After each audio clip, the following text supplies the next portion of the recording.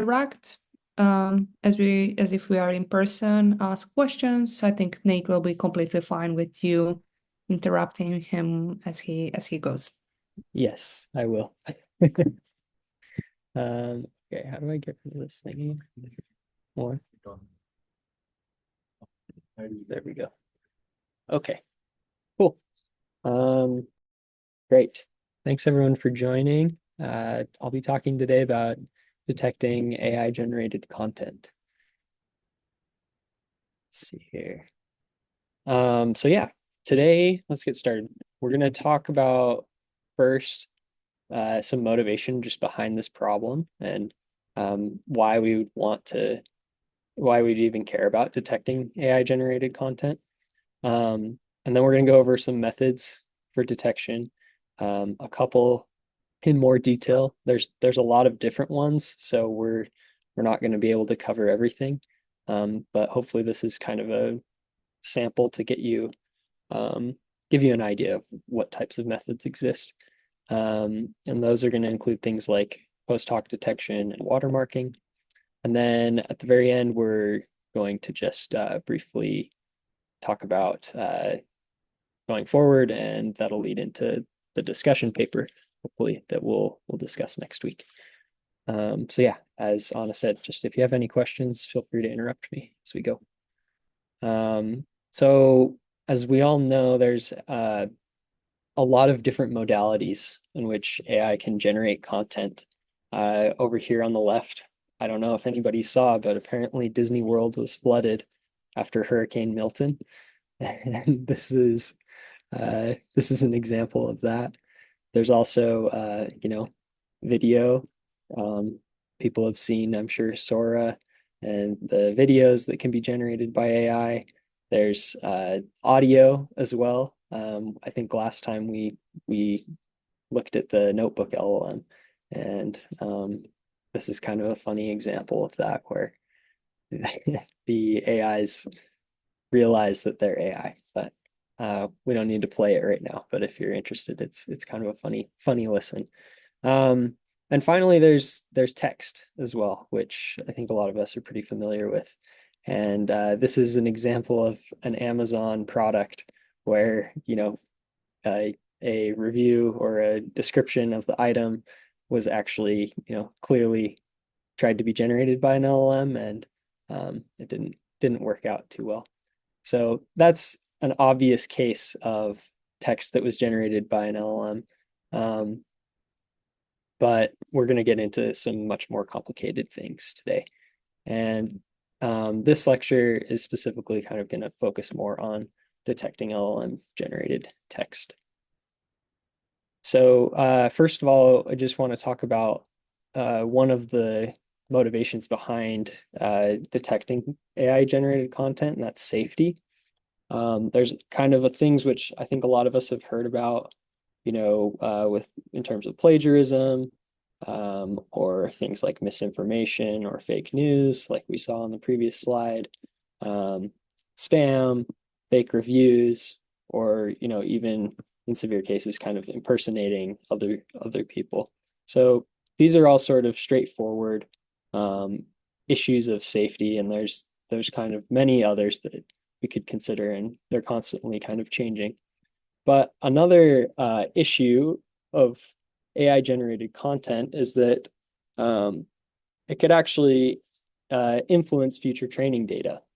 And there's, some studies that have been done that show how models that are trained on generated text kind of recursively, that they experience this model collapse, and the distribution can change, and the text can get worse. And we also know that, pre-training data, one of the really important components of training these models is to have high quality data. And I think there's, this question of, if we can't detect, there's this question of how does AI generated content fare in terms of quality compared to human. But also there's just this issue of, if we can't detect the content, then we won't be able to even answer questions like that in the first place. Um, so today we're going to talk about some different methods for detecting, um, and I've kind of listed them up here with these two different I guess types, which is like pre-hoc or post-hoc. And pre-hoc, what I mean here is basically methods that involve doing something before the actual generation process to make the text identifiable. So things like governance or watermarking, and then uh, there's also the other end where we just all we assume is that we have some output and we need to determine whether it came from AI or not. So first, I just want to briefly highlight this idea of governance because I think it's kind of important. Um, but one way to enforce detectability is actually to try and regulate it or create some sort of laws. And the EU AI Act is a good example of this, where they have tried to create laws that say that impose restrictions on the detectability of output. So things like people should know that they're interacting with an AI or not, or that the AI outputs have to be marked in a certain way. Um, and even getting more specific and saying that even if outputs have been manipulated, so not just completely created, but manipulated in some way, that there could be restrictions on that too. So not only that, but you could even get more specific and basically regulate specific outputs too. So two examples of this are like the Defiance Act, which is actually, I think, has passed the Senate. It's still, in the legislation process, but that is an act that specifically bans, explicit content that's generated by models, and gives people the kind of legal avenues to get restitution if they're a victim of that. Um, or another example is that the Federal Trade Commission, which in the U.S. Has also just passed some, regulations that allow them to fine and go after people that create fake reviews and testimonials for consumer products. So, governance is this interesting way to think about trying to detect the content. But and just dovetailing with that, there's interesting efforts that are going on to basically create standards for these types of laws to basically give ways standards so that metadata can be added to images and can be tracked and the provenance of the things can be verified. Um, uh, yeah, and so CT or C2PA is an example of that. Now, one like simple next we're going to talk about is classification, and there's a pretty just simple idea, which is we already train classifiers a lot. Let's just collect large amounts of human and AI text, and let's train some sort of classifier, another transformer model or any kind of deep learning model of your choice, and train it to detect human from machine generated content. And that's what a lot of people started with. OpenAI famously had their own detector. And there's other commercial kind of examples, like zero GPT is a common one. But there's a problem with these, which is that they're often just very brittle and they struggle to generalize to things that they haven't seen during training. That could be different models, or that could be different tasks or domains. And this problem I think is really illustrated well by the fact that OpenAI discontinued their service that was essentially a classification-based detector for generated content, saying that there's a low rate of accuracy and that it wasn't working well enough. So we're not going to talk too much more about classifiers, but they do exist and they can be effective. But there's another idea, which is zero shot detection. And so in the zero shot detection setting, the assumption is that text generated from humans and AI is inherently different and distinguishable in some ways. And so it's really just a matter of figuring out what those are. So in the zero shot setting, we don't have any training, which is nice. And so ideally, we get this more general detection ability that is not specific to a domain. But really, it's relying on this big assumption that that there's inherently distinguishable features. And as models are changing and their capabilities, there's no guarantees necessarily that these things will stay the same. So within detection too, speaking of assumptions, we have lots of different kind of settings.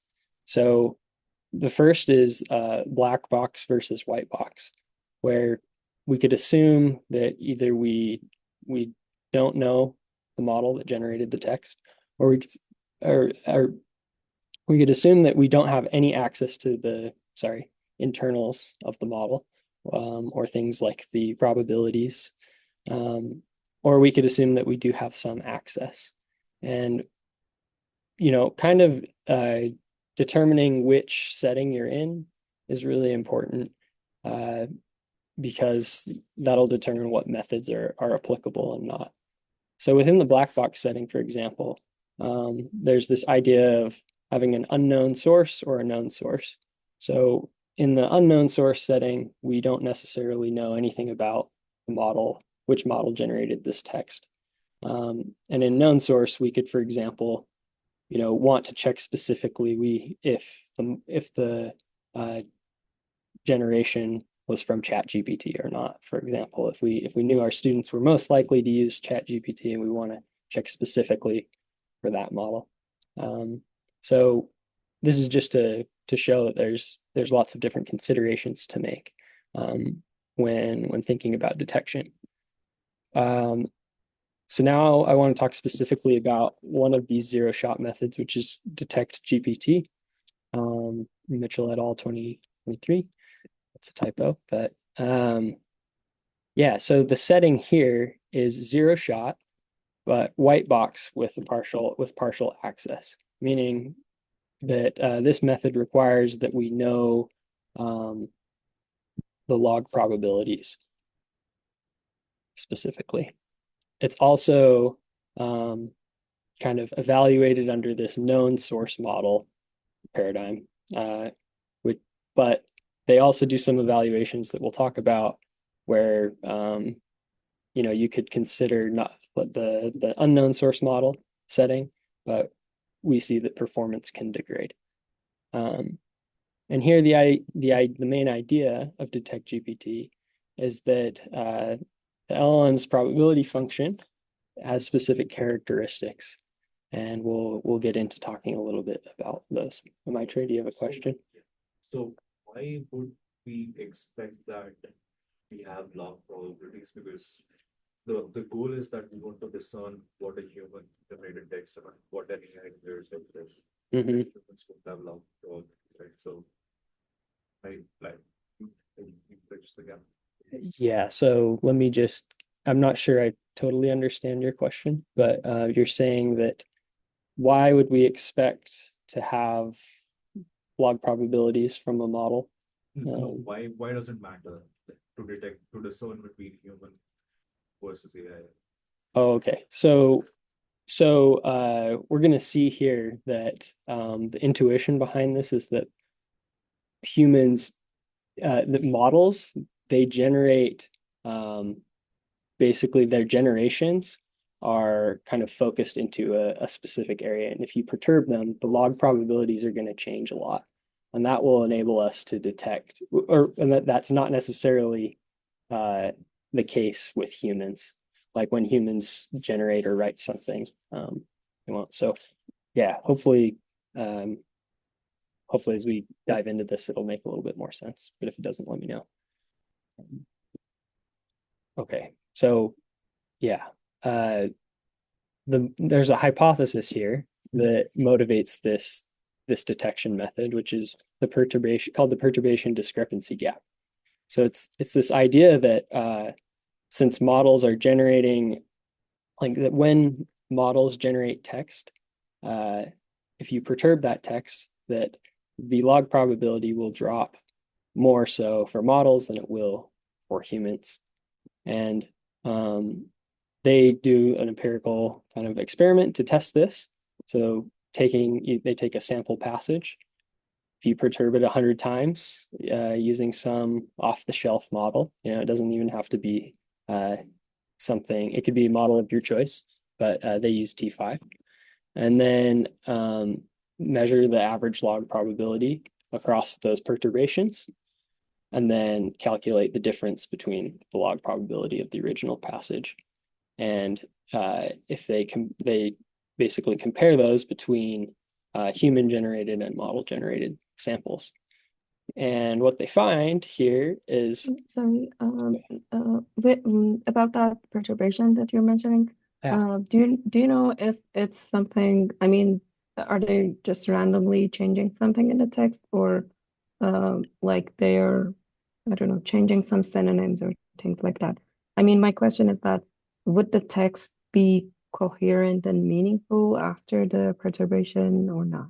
Yeah, that's a good question. Off the top of my head, I can't remember exactly what they did to ensure that. In fact, I think it may have just been random masking, different infilling. So yeah, Okay.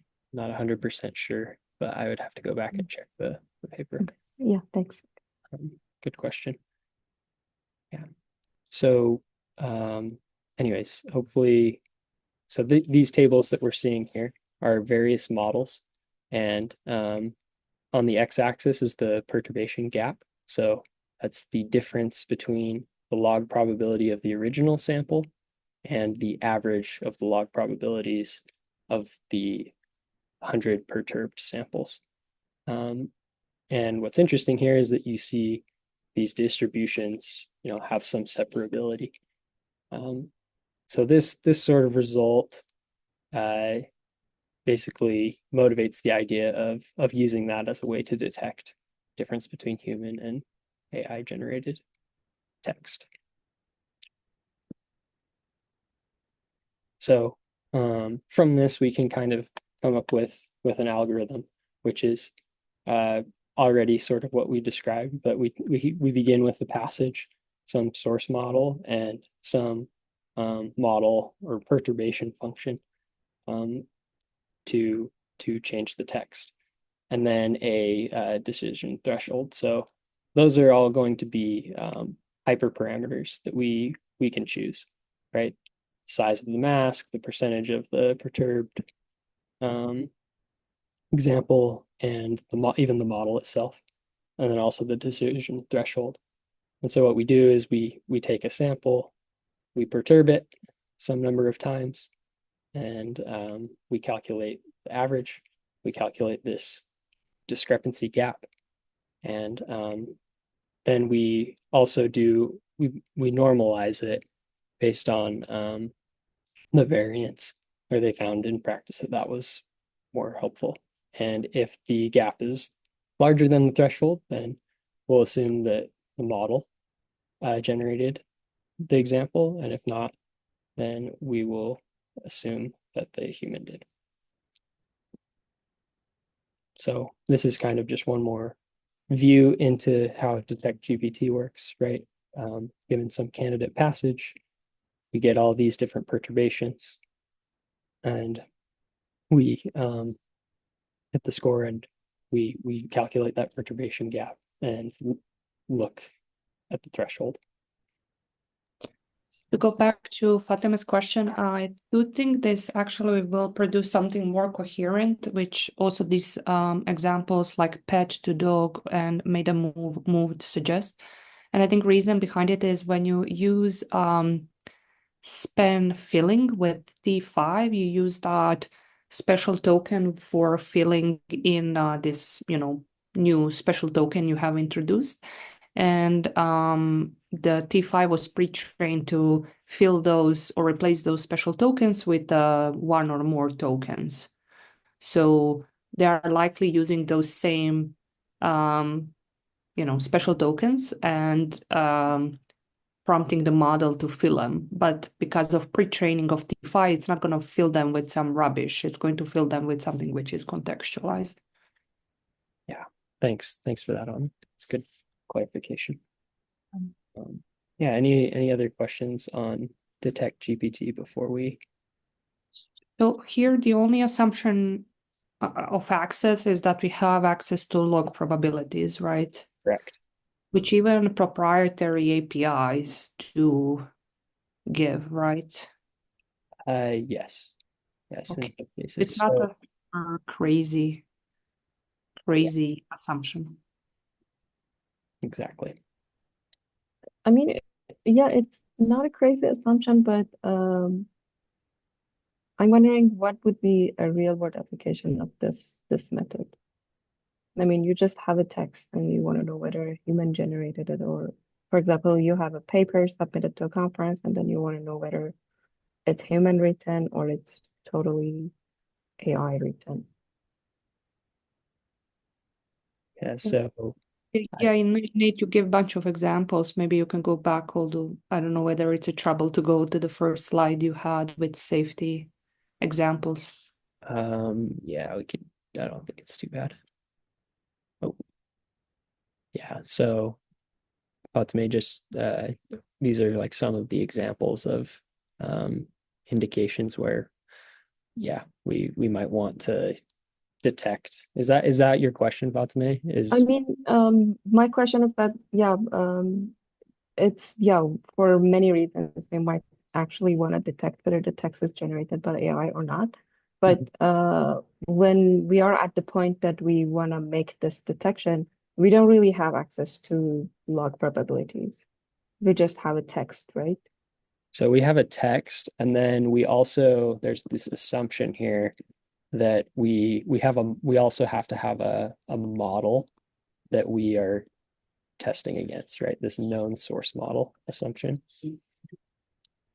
Okay, so it's Right? It's the detection It- phase that uses log probabilities. Yeah, it's the yes. So I think that answers Fatima's question. Oh, okay. Did you hear that, Fatime, what my trick is? not clearly. Okay, so he was saying that in the detection phase, we use the log probabilities, but not in the, like, we already have the sample of text. Is that what you were saying, my trick? Yeah. Okay, so it's like we're assuming that it's either human generated or probably the user used, I don't know, GPT or Claude or something, and then we have the like some log probability distributions of those models, and then okay, got it. Yeah, you don't have information about where if it's a generated from which model, you need to make guesses, right? And Yeah. then contrast apply this a procedure to many of them and see whether you get Yeah. hit of them. Yeah. Okay, got it. Yeah, thanks. Yeah, so maybe I'll just Sorry to interrupt, but it seems like then easy way to break this procedure is to fine-tune a model a little bit such that the log probabilities are, I guess, different. I guess, or maybe not. Maybe you would still have that bar plot you were showing us where there is a big difference. The big gap would remain even if we had fine-tuned the model. Log probabilities might still exhibit this behavior. yeah, Okay, never mind. It's definitely a question as to whether this would continue to exist even as models change or not. So yeah, it's a big assumption that I think it's one of the tricky parts. So zero shot detection, that's a really nice thing to have, but it relies on this big assumption that constantly might need to be reevaluated. And yeah, I just wanted to show this briefly because I think this is one of the cool results of this zero shot compared to like training a classifier. So in the top row we have these detect GPT compared to Roberta base or Roberta large classifiers that have been trained for detection, and it's very comparable or better slightly. But where it's really interesting is to look, if you look down at this bottom row, we have a domain shift, so a new data set that's about kind of its medical questions. So that pretty much completely breaks the classifiers. And then also, if you look at a different language, Detect GPT still does quite well compared to these other classifiers. So for each of these models, does the detection model change as well? So I'm assuming for the top left, GB2 would be used to get the log probabilities for the detection. Yes, So that's correct. this goes on to what we were discussing, right? For each model, you have to pick that perfect model that You have to pick the model that you think you might have generated from. And actually, you don't necessarily have to. They also look at, what if we don't know the source? This should say unknown source assumption. Sorry, that's a typo. But this figure right here on the diagonal is basically using the where the model that generated the text is also the model used to score the text. And that's the known source setting.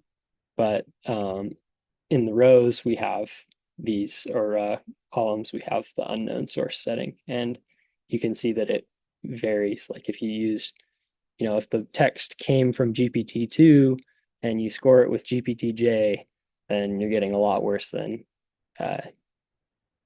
if you scored with GPT-Neo. So there's this, tricky thing here where if you don't know the source, you might not be getting as good of detection. And then the other thing is that there's an attack that breaks this, which is editing the basically if you paraphrase the text that has come from the model, then you can basically break the attack.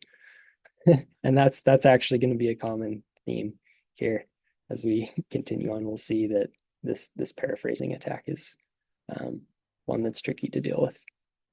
So maybe while you're going over that, I would be interested to know how paraphrasing, when you say it breaks this method, for me, that means that the assumption that the log probabilities, when we perturb text, if the text is LLM generated, there will be larger change than if the text was human authored. This assumption then probably no longer holds because that's the whole basis of this method. And I guess when you said that the paraphrase attacks will break that, I have time, kind of imagining why. So if you can also go back, like when you are explaining this, if you can also connect it back to that, base assumption, I would appreciate that. Yeah, I honestly don't know if I can. So that's a good. No worries. I see the point though. That makes a lot of sense to me. So we'd have to check that. Okay.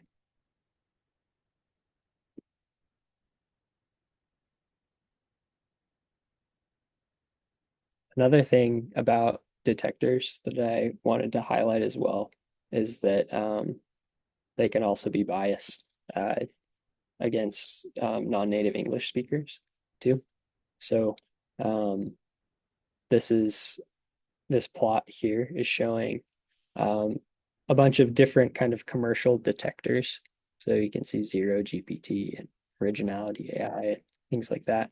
And the red bars are TOEFL essays, right? So essays written by non-native English speakers, and the gray bars are eighth graders, US eighth graders essays. And the x-axis is the misclassification rate of human written text. And we can see that, yeah, in this case, the non-native speakers' essays are detected as AI extremely high rates. Then the plot below it just does a simple, basically all that changes is that those TOEFL essays are, they add kind of more complicated words to them, and then the detection rate or the misclassification rate goes down. And then for the eighth graders' essays, they add simplified word choices, and the misclassification rate goes way up. So, yeah, and this is a real issue that can have, big consequences for people. And another thing is just this idea of when you're using detectors at scale, like even a very small false positive rate can be really, can still be pretty significant. So if you can imagine, using people applying for college or, applying for a job or something where we're getting lots and lots and lots of these examples, even a small false positive rate can still have a significant impact on a person. So just wanted to highlight that. Any more questions about these detectors before we move on to watermarking?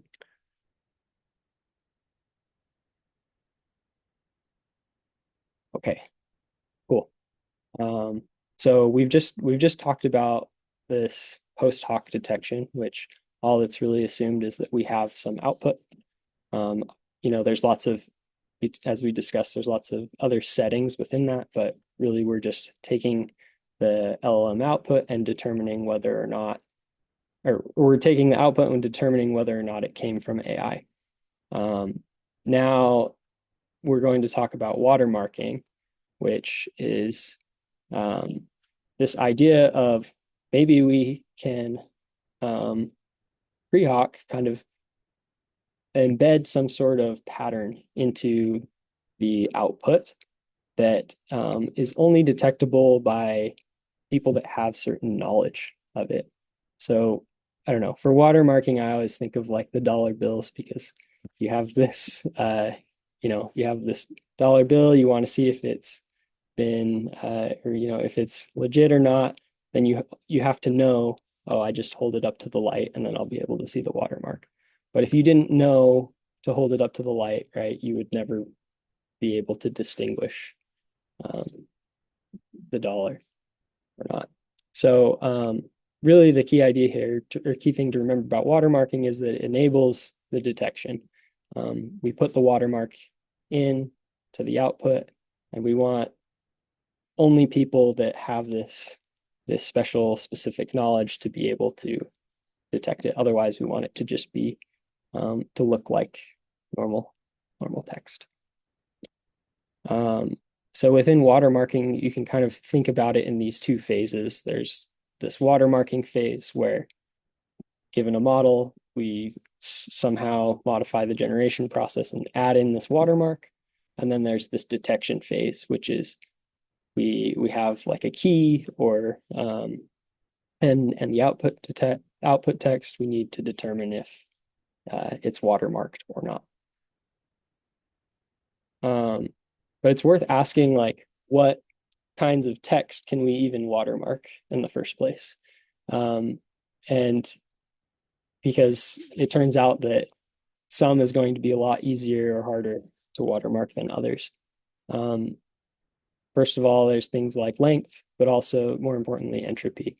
Like if you have some piece of text, like a text with low entropy is going to basically mean that the tokens that could follow are strongly determined, that there's not many options. And that's going to be a lot harder to watermark. So I have two examples here. On the left, I have some user query, right? We talked earlier about how maybe we might use a model to generate a review for something. So it says to write a positive review for the Big Rack Shuttle Company. And, you might get some output. But on the right, there's, a query that's much more specific, right? It's to list the first 50 Fibonacci numbers. So the query on the right, like a human and a model are going to probably answer this in a very similar way, right? Because there's just not enough. The question itself, the query itself, is highly determining what should follow. Whereas something like a positive review could be written in a lot of different ways. So when we're thinking about watermarking text, there's just some text that is going to be a lot. It's worth remembering, like, which text is going to be worth watermarking or not. Yeah, and now I just want to talk about some of the desired properties of the watermark. So we already discussed initially, but we want it to be kind of invisible to the end user. We want the text to basically look the same. We want it to be high quality still. We don't want to lose performance of the model on a downstream task or in terms of perplexity. We also don't want the watermarking process to take all this extra computation, because then people aren't going to want to use it. We want it to be lightweight. And then easily detectable, low false positives and false negative rate. And ideally, the watermark would be hard to remove. And kind of the way that we're going to formalize that here is that in terms of like the number of edits made to the text, we only want the watermark to be removed we don't want the watermark to be removed unless a significant portion of the text is edited. So now we're going to talk about the green-red watermark, which is a white box setting. So, but it's also training free. And the main idea behind it is that we'd like to basically modify the sampling procedure of the language model to make the output text detectable as having come from the LLM. And so we've seen this a bunch before, but we know that our language models have a vocabulary of tokens. And the idea here is that we could randomly divide that vocabulary into two groups, these so-called red and green groups. And if we do that, then we could force the model to only generate from one of those, generate only from one of those groups, from the green group. And if we do that, then we'll be able to know basically that the text was model generated if it's only using tokens from the green group. So the way that we do this is that we have to, or the idea is that this dividing the vocabulary into red and green groups is going to be done at each step of the token generation. So, and it will be done kind of in this pseudo-random way, so that I'll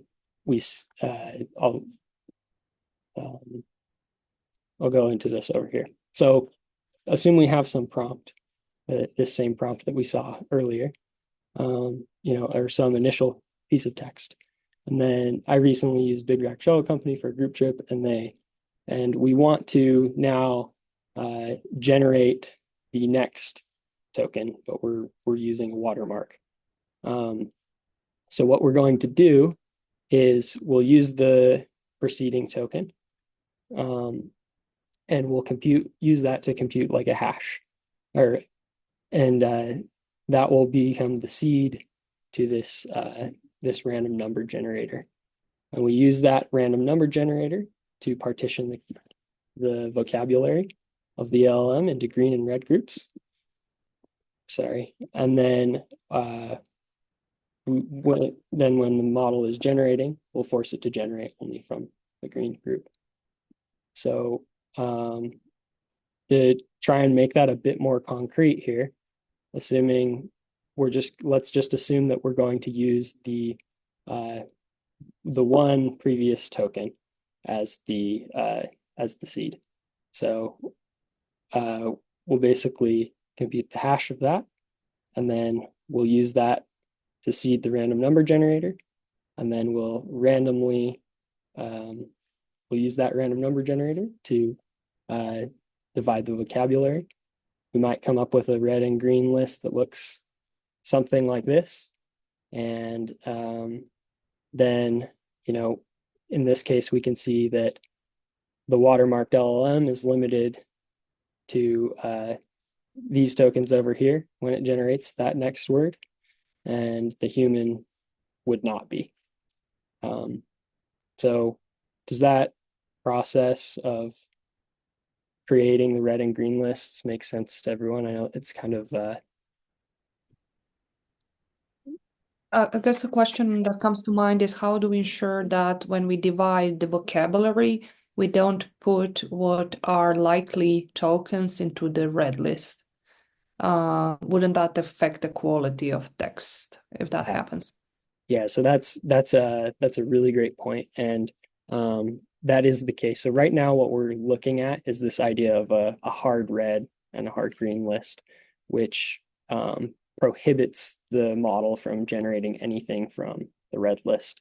But later, we're going to see that what they actually do for this scheme or for this watermarking method, is to use a soft red list where they're modifying the probabilities of the green tokens.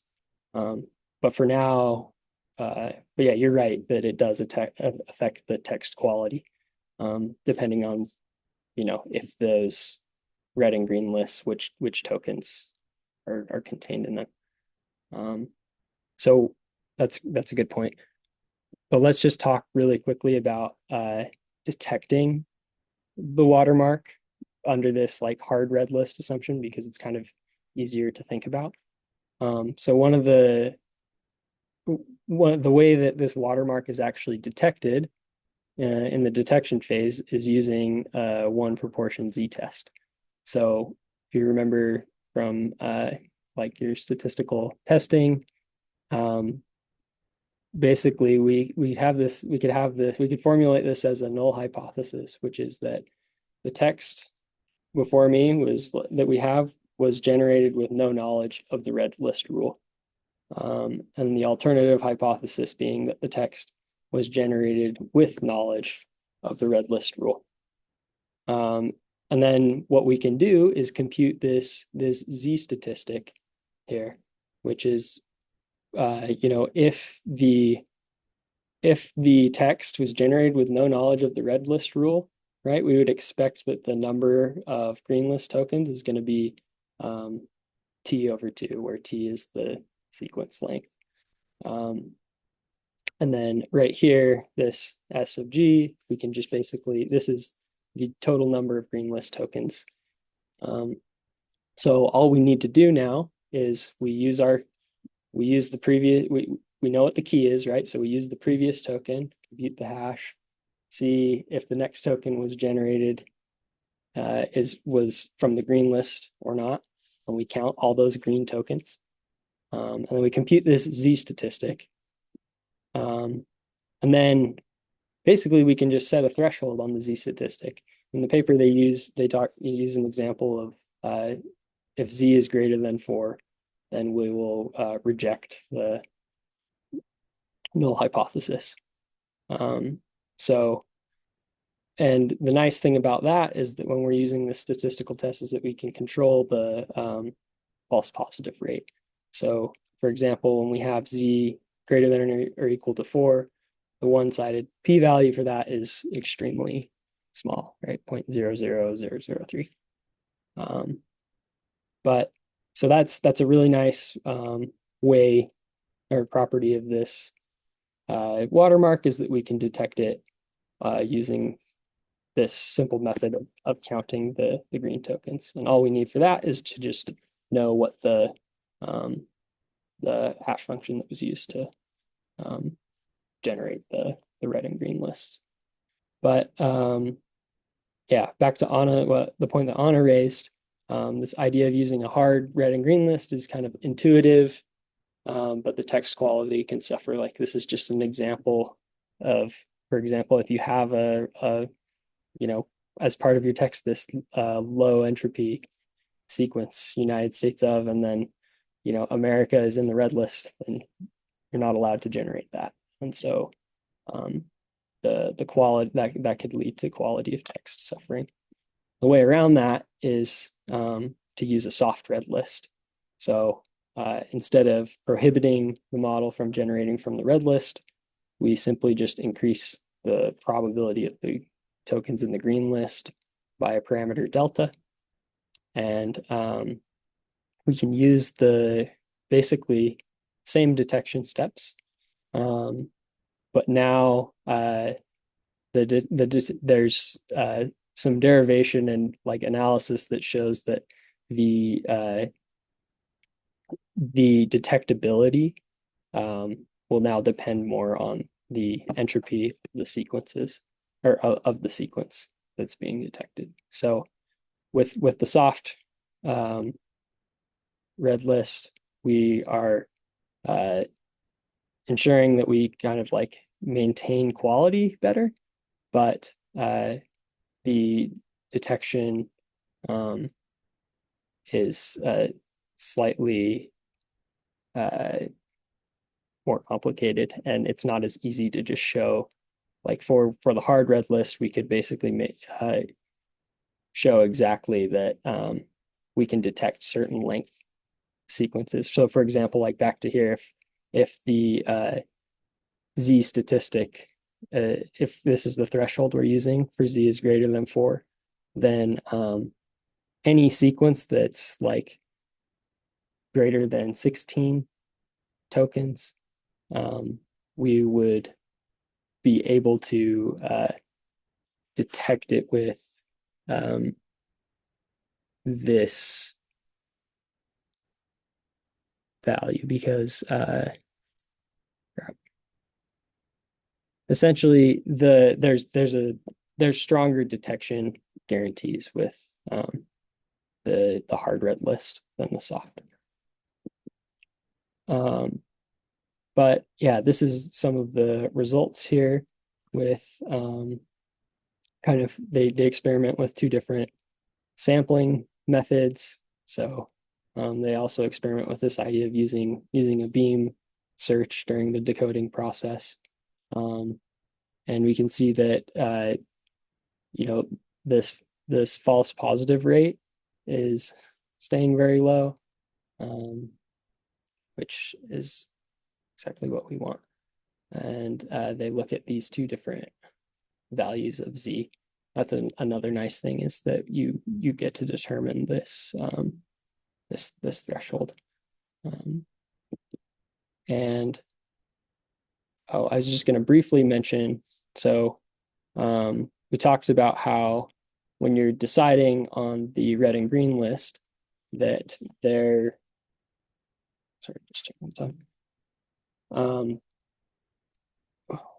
When you're splitting the red and green list, you can use just the previous token to compute the hash and seed the random number generator. But you could also consider some arbitrary number of preceding tokens. And in this sort of extension work, they analyze like what is the best choice of the number of tokens to use, and specifically with respect to this idea of robustness guarantees. And so I think this is just like an interesting thing to look at in terms of basically they show that when you fix the green list in a certain way to basically be based only on the first preceding token, that you will improve the robustness of the watermark. And remember that when we're talking about robustness, we're talking about in terms of removing the watermark by like the number of edits that it would take to remove the watermark. So in these plots below, they're looking at the solid line is this unigram watermark, and the dotted line is the green-red watermark. And under these different paraphrasing attacks, so like in this first plot, it's using ChatGPT to edit or paraphrase the text to remove the watermark. And then what we're looking at is on the y-axis, it's the true positive rate, and the x is the false positive rate. So this is just some results to show that there are these trade-offs when it comes to robustness. Okay, so another watermark that I want to highlight, watermarking method, is based on this idea of like a distortion-free or unbiased watermark. So what we just saw with the green-red watermark is that we're sort of modifying the generation process we're modifying the probabilities of tokens that are in the green list and promoting their generation by the LLM. And so these kind of token distributions are different at each step. But there's this idea of what if we could watermark without changing these distributions. And this it leads to the kind of Gumbel softmax scheme, which comes from Aronson. And it's a pretty interesting thing. And to be honest, it's a little hard to wrap my mind around. So, but I'm going to do my best to explain it here.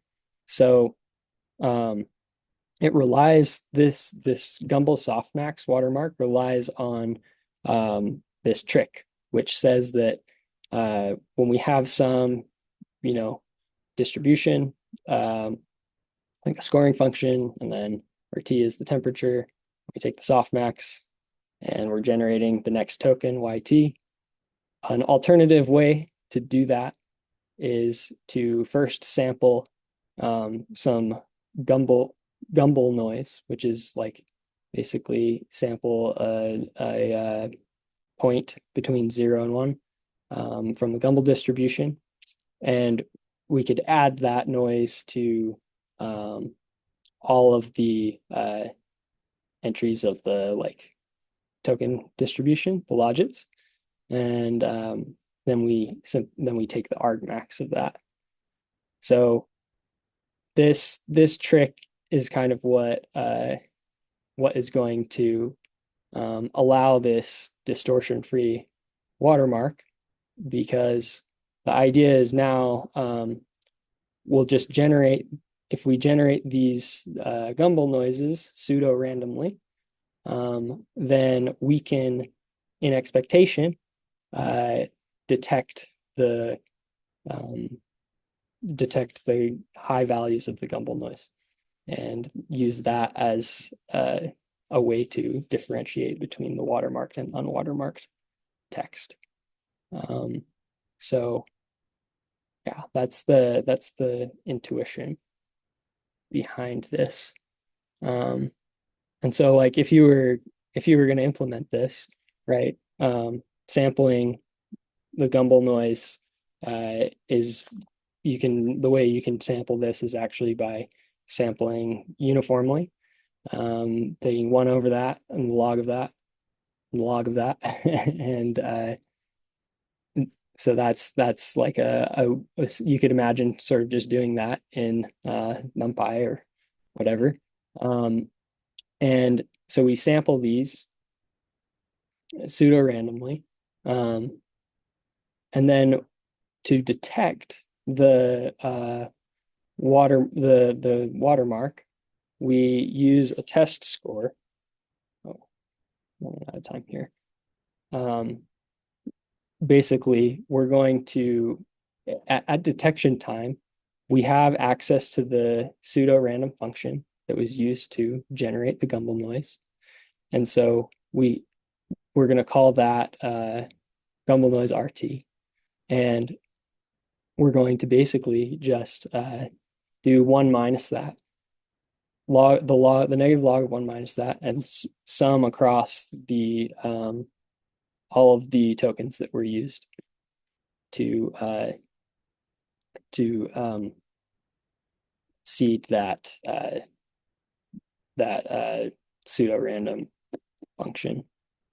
And there's a big analysis of it that I don't have shown here, but you can essentially derive that in expectation, text that doesn't have the watermark will be, so the score for the watermark text is bounded above, or is bounded below by this unwatermarked text score plus the entropy of the sequence. So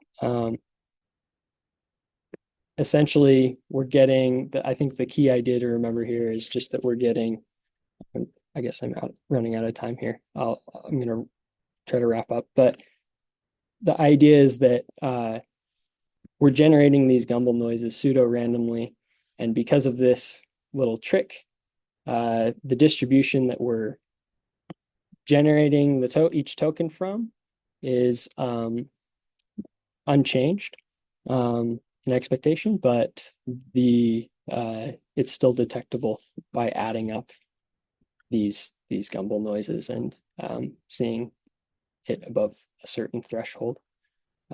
There's a video that I have linked in the slides that if you're really interested in understanding this better, I would highly recommend watching it, where Aronson explains this in more detail. But also, one other thing to note about this gumble watermark is that the gumble noise, what ends up happening is that the generation kind of becomes deterministic depending on the token that was before it. And so gumble watermarked text can suffer from lower diversity in generations. Yeah. So I think we're pretty much out of time here, but really all of these watermarks, we didn't get to really talk about it too much, but you can kind of see, hopefully, that there's these different trade-offs that are happening and decisions that you have to make when you're trying to watermark text, between robustness and quality or detectability guarantees. And we didn't really talk about it, but there's even this idea of security. Like, if somebody had access to the model, could they figure out what the secret key was that was used to generate the watermark by prompting or by querying the model some certain number of times? And ideally, we want some theoretical guarantees about all of these types of concerns and trade-offs that we're going to have. And the other thing is these attacks. There's lots of different types of attacks. I have listed here pruning, but this emoji attack, I think, is a pretty interesting one, where basically people just it just kind of illustrates how creative people get with these attacks. But they would ask the model to generate their text, but including, some emoji between each token, or so basically they can, and then post hoc just remove those emojis, and they have removed the watermark essentially because they've removed a bunch of useless things that were used to determine the watermark. So attacks are constantly changing, and I think it's something that is hard to always stay ahead of. Yeah, so I think that's all I really have to say today about detection and watermarking. Hopefully, learned a few things, and really, I just want to end with this idea that people are watermarking, and detection are really watermarking in particular has become popular, but there's still open questions about the assumptions that are made. And so for next time, I think we'll read this paper, Watermarks in the Sand, the Impossibility of Strong Watermarking for Generative Models, and hopefully kind of revisit some of these assumptions and be able to talk more about whether we think watermarking is going to be useful or not going forward. So thank you all for listening. Thank you, Nate. This was super helpful. Thanks for preparing the lecture. No problem. Can you please share, drop your slides in a drive and then share a link with me, and also a recording, and then I can put it on the website. Yes, do that. Perfect. Thank you. All right, I gotta go because NLP class will start in half an hour. But feel free, I don't know, if there are more questions for Nate, feel free to ask him. Yeah, sounds good. I have to run though. See you soon.